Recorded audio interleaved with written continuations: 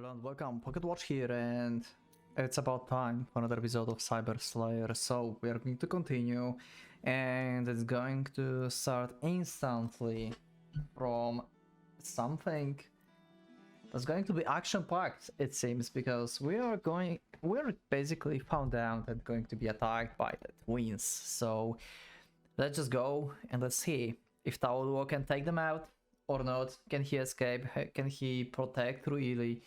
Or maybe only she will escape and he will just stay here like fighting. Maybe he'll be captured, who knows? Let's just go.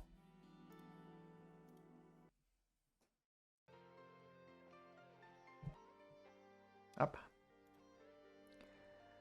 Their voices join in harmony, as though echoing inside a great cathedral.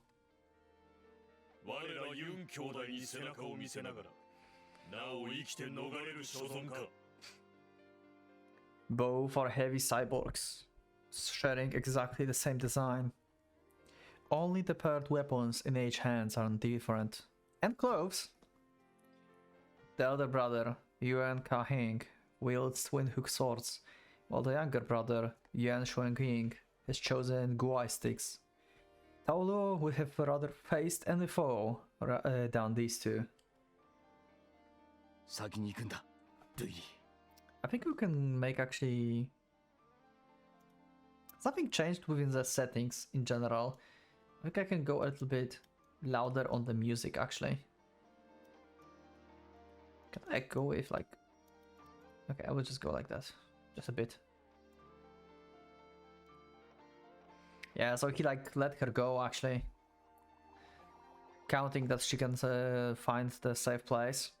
Because, well, he does need to keep his full attention on the enemy right now. He cannot let himself be distracted by Ruili, basically, by protecting her.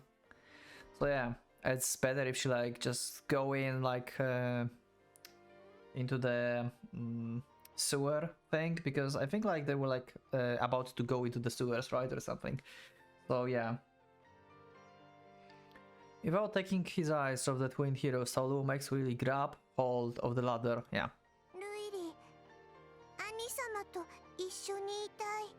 Yeah, you probably should not. Let's make that. Okay.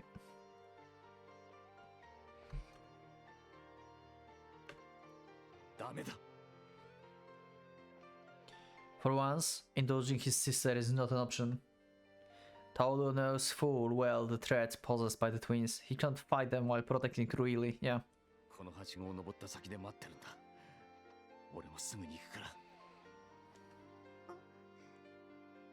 Perhaps, reading the gravity in Taoluo profile, she at least nods mouthfully. Oh. That's the button that she used to, like, the thing that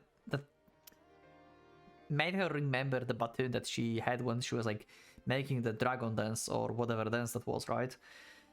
On the junkyard.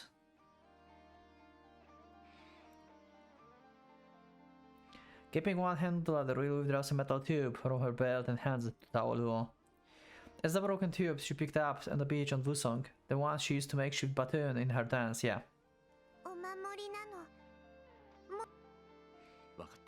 Oh, that's sweet. I wonder if he will use it in the fight actually. Because it seems like he could use it actually as like block something or like stab. Wanting to at least set her mind at ease, Taoluo puts on a smile and sticks the tube in his belt and at the small of his back. The ladder's rags are spaced for an adult, forcing Ruili to stretch her tiny body to its full length to reach the next one. Even so, she makes her way gradually to the top. Okay, so they're like actually going up on the wall, not down. Okay, I was wrong. Even so, she makes her way gradually to the top. Once Ruili disappeared over the leap. Over the leap? Is that a thing? Taoluo turns his whole body to face the opposite side. Responding to his readiness, the twin UN heroes leap nimbly into the waterway. Their entrance into the rapid, murky flow is quiet, with barely any splash. This alone is testament enough to their superlative mastery of movement. 貴様が本当の意味でマカオから生きて帰ってくれたなら我ら心から喝采できたのだが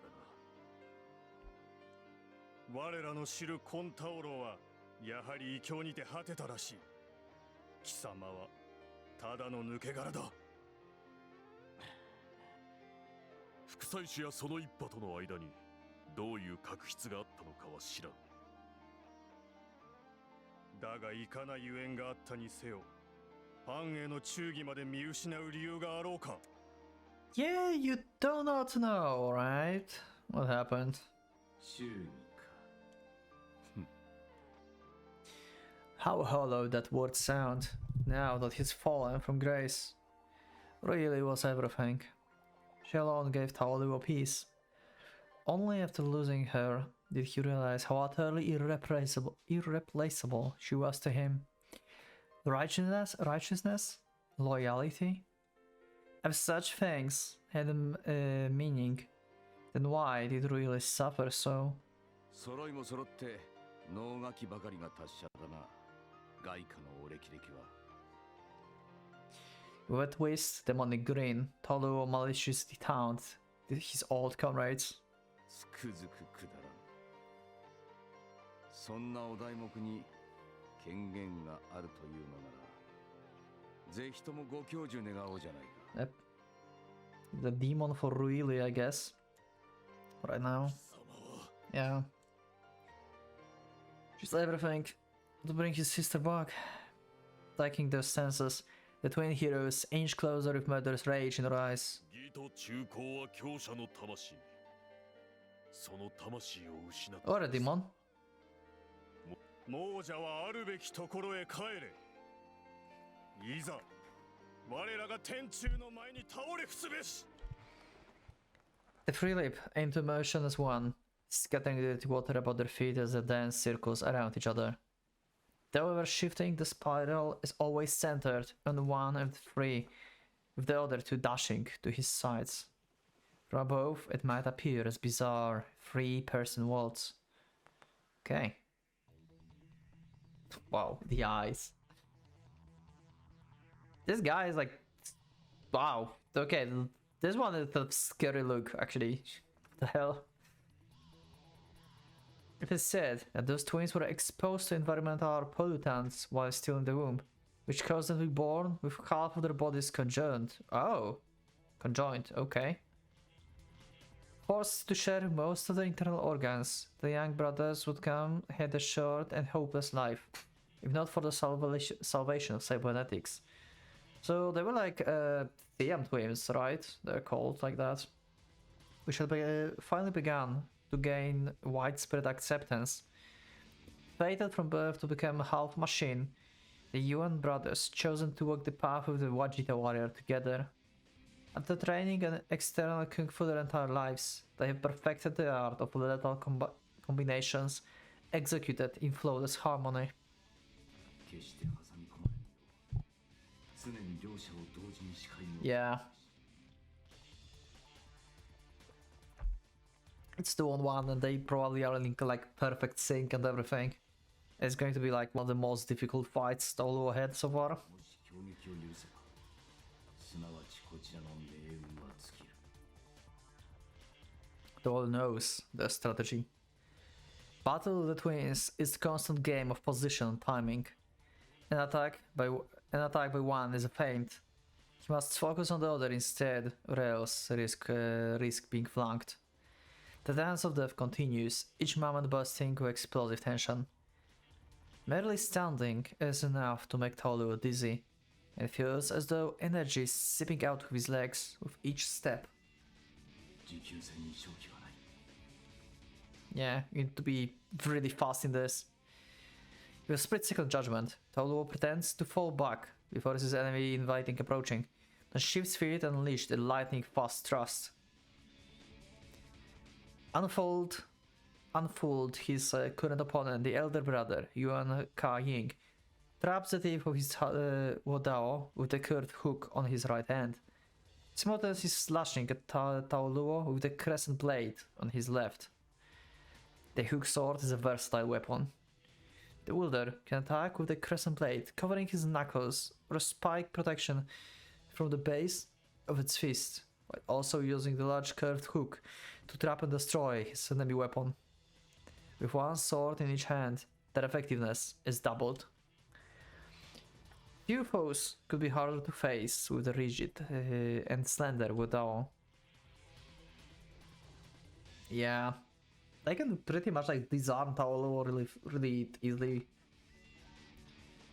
Even while darting his blade nimbly out of the grasp of the paired hook swords, Tao Luo never lets up his attack.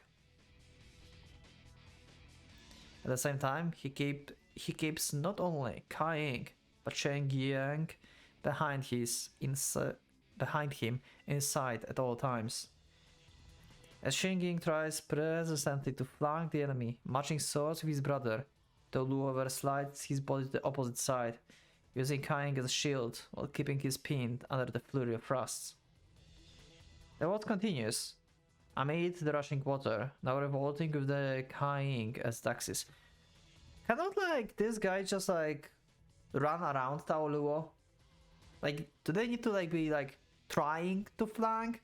Can he just like start running like around just like that? Tao Luo cannot like, you know, like shift his whole body to look at one guy and the other will be attacking his back in that time. Like, he cannot like do that.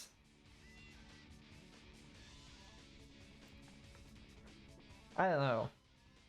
Why cannot do this? Tao Luo pulls back from the strike and Kai Ying follows, boldly essaying to catch the Wadao between both hook swords.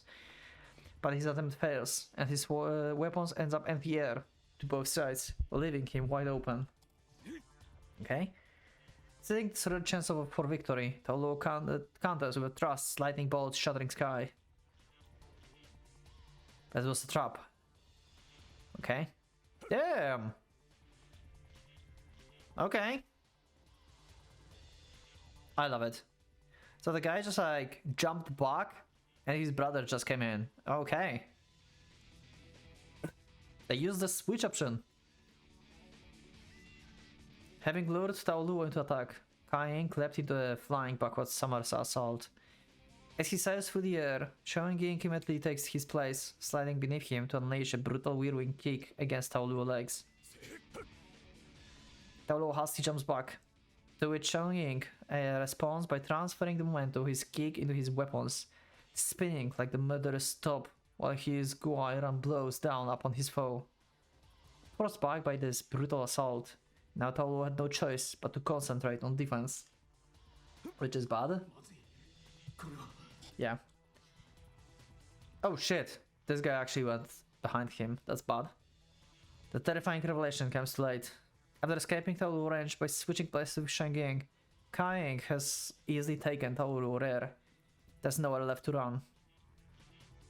This simultaneous attack from two sides, employing both pair of weapons, is the brothers' ultimate technique and the supreme expression of their unity.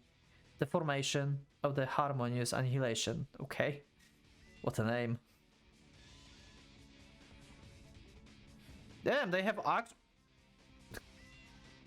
I love how they like making this like dramatic attacks and like with like this text with like each move. This is so dramatic. Whenever beaten to a pulp by Cheng Ying Guai or torn to shreds by Kai Ying hook swords, only an inescapable death awaits the prey trapped between the twin heroes. The furious onslaught of the four weapons can't be borne by the single blade alone. You have two actually, you got a baton. Right? See? He took it out. So wow, yeah, he actually used it as a weapon to protect himself. Okay, that's cool. That was right, he will use it. The jaws of death close around him, but moments before this snapshot, Tao Luo reaches out, and seizing the baton from Willy gave him for luck. The metal tube she never went anywhere without.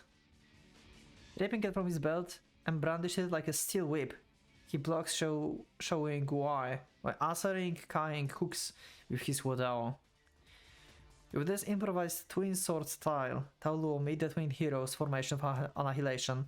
見事なり自伝書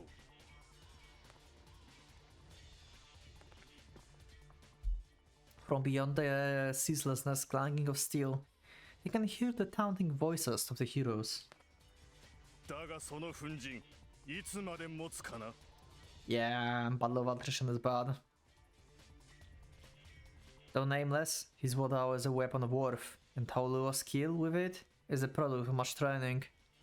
The steel whip technique, however, is unfamiliar to him, and moreover, the discarded tube is hardly designed to withstand much abuse. He cannot accept to withstand the master attacks with such a weapon. Not only its range shorter than that of the sword, that ever-widening cracks in the steel tube speaks to its impending destruction. Not only is range shorter... Oh, it just repeated itself, okay. Sometimes this game is just like repeating the same sentence again, I don't know why. Even as he holds carrying hook swords at bay, Taoluo was powerless to keep showing from gradually closing the distance. Soon his breathing begins to grow labored. Yeah, and the breathing is very important for his school. For the internal energy and stuff, right? Taking everything on a risky gamble, Taoluo whips his coat in front of Shanging eyes. When his enemy flinches at the sudden intrusion, he slams a desperate crouching dragon tail kick into the opening. His heels smash into the cyborg face, but without a firm step in, lacks the power to do sufficient damage. Nevertheless, the unexpected blow briefly halts Shanging movements and opens a hole in the formation. Good. You need a little distraction to just get out of the situation. Sensing the opportunity, Taoluo immediately throws himself into the water and rolls out of the hero's pincers. Range is everything. Before he can counterattack, he needs to gain enough distance to avoid being surrounded again. Using Queen Gong, he continues to backpedal away from the brothers. They dashed after him, one behind the other. As long as they're running in the same line, there's no chance of being trapped between them. And yet, Heroes teamwork foils Taoluo optimism once again. Yep, they did the switch again. Okay.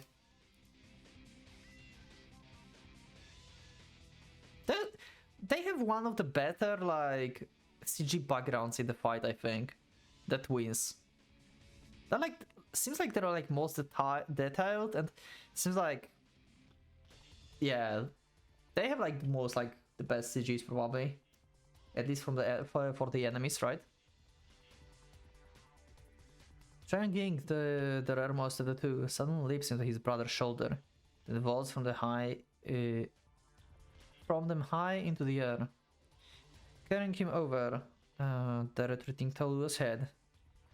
Nowhere is it written that the pincer attack must come from the sides. Taoluo has no response.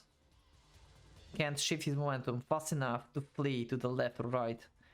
If he continues to fall back, he will end up beneath shielding and exposed to the attack from the front and above. Yeah, like pincers can move, you know, like that.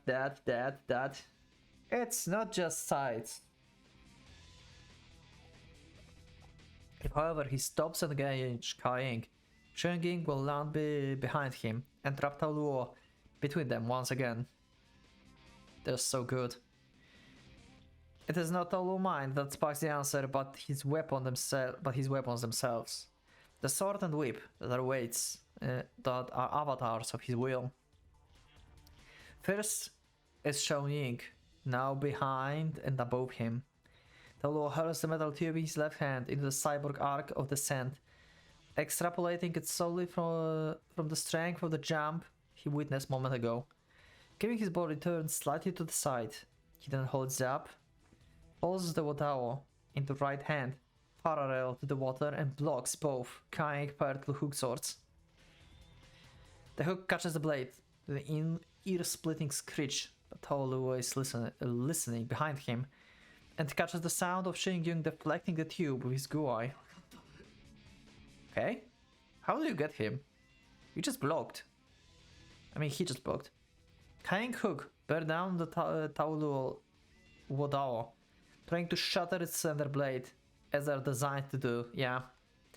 But when Taoluo's sword unexpectedly pulls back, that power is suddenly yanked forward. Oh? Taoluo deliberately buckles his legs, allowing Kaing inertia to carry his upper body above him. Oh, he's throwing one brother into another one. Oh no, he keys him up. Never mind. Taoluo falls backwards into the water, releasing his sword at the same instant that he plants his foot into Kaing's stomach with all the power he can muster. With this perfectly executed circle throw, Kaing is sent flying into Shengying just as he is about to land in the stream. Having just reacted to the feint of the metal tube, Shengying is unable to respond in time. Okay, so he actually throw him at him. The twin heroes collide in midair and crash into the water with a tremendous splash. Taoluo leaps up instantly, roaring with terrible fury. He charges the brothers before they can untangle themselves. His hands both pulled back for palm strikes, his entire store of chi devoted to unleashing the twin lightning palm.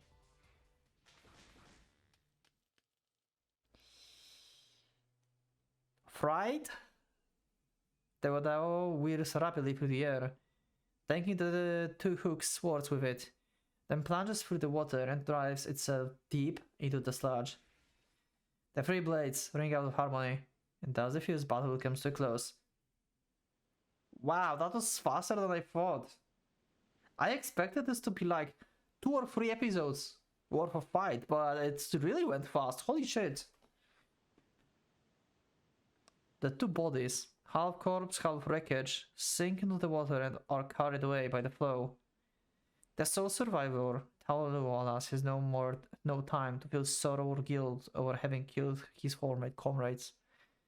As his legs threaten to give out beneath him, he focuses his entire being on controlling his breathing. If the flow is disrupted now, it's all over. He pushed his fatigued body to the limit, and even wielded the most powerful technique, electromagnetic discharge. Even the slightest lapse will cause an immediate rupture of every blood vessel in his lung. Yeah, this is bad. This was terrible. He channeled his chi through the meridians, needed to heal internal wounds. From Zangu and Fengshi and Hanti, then back way to the Yan'ye. While maintaining this cycle, with the caution of man walking with the thin eyes, Taoluo retrieves his Wadao from the clutches of Kaing hook swords and wades slowly through the water to the wall. His hands tremble as they grasp the rungs, such that he fears they will not support his own weight. But at the top of this ladder, Ruili is waiting. He wants to see her face as soon as possible, to let her know that he's alright. Oh, he's losing consciousness. He can't feel his fingers, and his vision is blurry. His limbs are like lead, and he forces them to climb. Even his distance from the top is a mystery to him. Surely the next rung will be last. He'll be able to see Ruili again. Repeating those words like a prayer, he keeps climbing for what seems an eternity. After he has reassured her, then they can rest a little while. Then it will be time for the next battle and the next.